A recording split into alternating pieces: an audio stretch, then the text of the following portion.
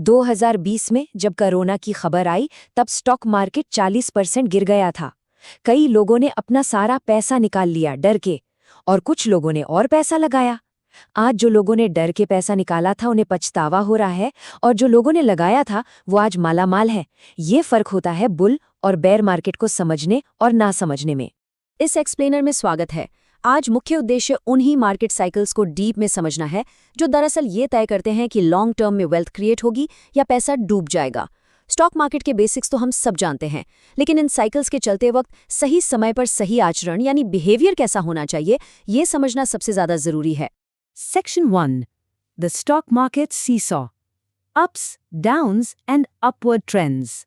पता है, stock market बिल्कुल एक जायंट सीसॉ की तरह होता है।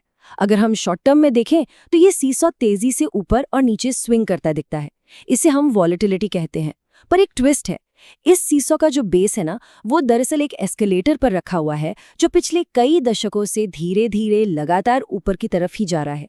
यही मार्केट की लॉन्ग टर्म ट्रेजेक्ट्री होती है। रोजाना की न्यूज और अपडाउन देखकर डर लगना एकदम स्वाभाविक है, लेकिन जब ध्यान उस लॉन्ग टर्म एस्केलेटर पर हो तब पूरी मार्केट मूवमेंट कंप्लीटली लॉजिकल लगने लगती है।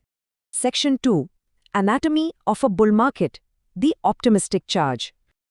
अब ये शब्द आया कहाँ से? ध्यान दीजिए, जिस तरह एक सांड यानी बुल अटैक करते वक्त अपने सींगों को जोर से ऊपर की तरफ मारता है, ठीक उसी तरह एक बुल मार्केट इकोनॉमी को, कंपनी के प्रॉफिट्स को और नई जॉब्स को हमेशा ऊपर की तरफ पुश करता है। ये वो जबरदस्त फेज होता है जब स्टॉक प्राइसेस लगातार बढ़ रहे होते हैं, लोगों का कॉन्फिडेंस आसमान छू रहा होता है और हर तरफ ऑप्टिमिज्म ही ऑप्टिमिज्म होता है। अगर इंडियन मार्केट की हिस्ट्री उठाकर देखें तो एक क्लियर पैटर्न दिखता है। बुल मार्केट्स आमतौर पर कई सालों तक चलते हैं और पोर्टफोलियोज की जबरदस्त ग्रोथ करते हैं। उदाहरण के लिए 2003 से 2007 के बीच सेंसेक्स सिर्फ 3000 से सीधा 21,000 तक रॉकेट हो गया था। फिर 2009 से 2015 की बड़ी रिकवरी आई, और सबसे फ्रेश और बड़ा उदाहरण देखिए 2020 से 2024 का दौर। इन 4 सालों में निफ्टी 50 लगभग 3 गुना हो गया, 7,500 पॉइंट से शुरू होकर 22,000 पॉइंट्स के भी पार। पर यहाँ एक बहुत बड़ा ट्रैप भी है। बुल मार्केट में सबसे बड़ी गलती होती है ओवर कॉन्फिडेंस। लोग मार्केट को टाइम करने की कोशिश करते हैं या परफेक्ट मोमेंट का इंतजार करते हैं, और यहाँ तक कि उधार का पैसा भी लगाने लगते हैं। इसके बिल्कुल विपरीत सही स्ट्रैटेजी ये है कि चुपचाप अपने इन्वेस्टमेंट्स में बने रहें, लगातार अपनी SIPs चलने दें और कोई अननेसेसरी रिस्क ना लें। जब सब कुछ ऊपर जा रहा हो तब खुद पर कंट्रोल रखना ही सबसे बड़ी स्किल है। Section 3, anatomy of a bear market, the intense decline. Bull के बिल्कुल विपरीत होता है बेयर। एक भालू अटैक करते वक्त अपने पंजे को पूरी ताकत से नीचे की तरफ मारता है। ये बेयर मार्केट को एकदम परफेक्टली डिस्क्राइब करता है। ये एक ऐसा दौर है जहां कमजोर प्रॉफिट्स, डरावने हेडलाइंस और नेगेटिव सेंटिमेंट पोर्टफोलियोज को लाल रंग में रंग देते हैं। टेक्निकली देखा जाए तो जब मार्केट अपने रीसेंट हाई से 20% या उससे ज्यादा गिर जाता है तब उसे बेयर मार्केट घोषित कर दिया जाता है। इस वक्त चारों तरफ बस पैनिक का माहौल होता है। ये टेबल का डेटा बहुत कुछ कहता है।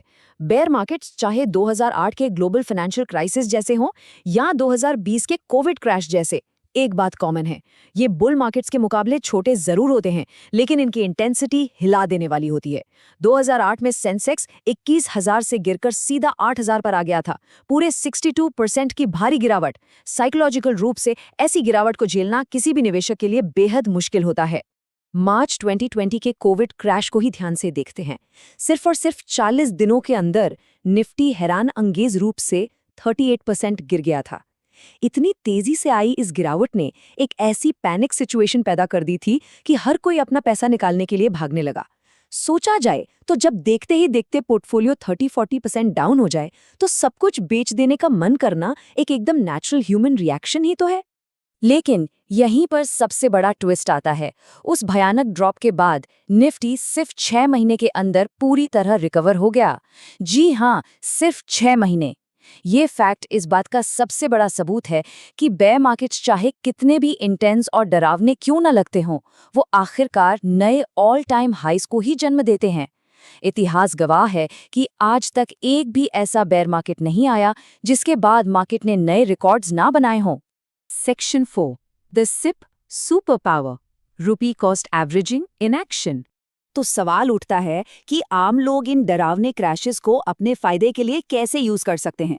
यहाँ एंट्री होती है SIPs की, सिस्टमैटिक इन्वेस्टमेंट प्लान्स। ये क्रैशेस को लिटरली गोल्डन अपॉर्चुनिटीज में बदल देते हैं।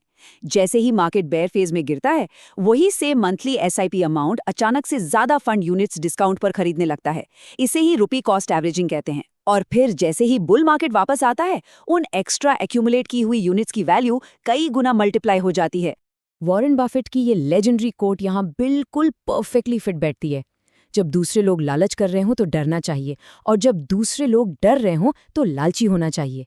इस कोट का सीधा सा मतलब यही है कि मार्केट के उस एक्सट्रीम डर वाले माहौल में अपनी रेगुलर इन्वेस्टमेंट्स यानी SIPs को चलते रहने देने से ही आगे चलकर सबसे बड़ा रिवॉर्ड मिलता है।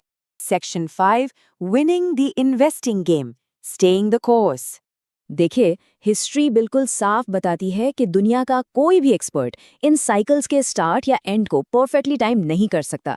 इसलिए जो लोग मार्केट डाउन होने पर इस डर से सेल कर देते हैं कि मार्केट और गिरेगा, वो असल में अपने टेम्परेरी लॉसेस को हमेशा के लिए परमानेंट लॉक कर देते हैं।